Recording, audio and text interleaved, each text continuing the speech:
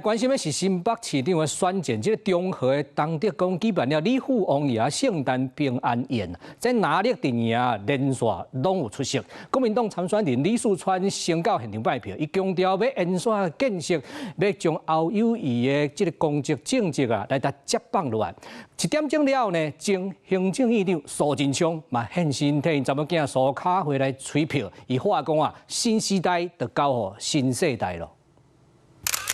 衝！佇台頂致辭，嘛到達道去敬酒。前行政院長蘇貞昌來到中和東德宮參加李府王爺聖誕千秋平安宴，唔若甲民眾博感情，佫趁這個機會替正在拍新北市長選戰的查某囝蘇卡輝扭票。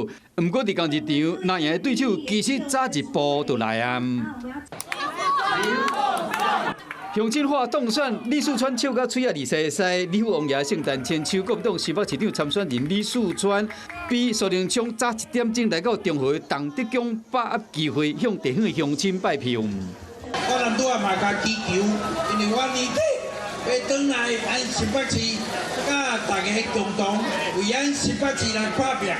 除了參拜祈福，李四川嘛達到去敬酒，甲民眾博感情，繼續咧衝刺，全力對戰蘇卡輝。這個蘇貞昌親身徛台，唔若替查某囝蘇卡輝催票，嘛被當作是出手夠親力的票源，延續蘇系政治能量。新北要邁向與國際各城市競爭的新時代，也需要一位有新觀念、有創意和美感的新世代首長。我會繼續爭取新北市民支持，和大家一起為新的新北來努力。哪裡陣營一個拍爸仔囝連線，一個拍侯家軍接棒，佫無半冬就要投票啊！新北市長的選戰是愈拍愈熱。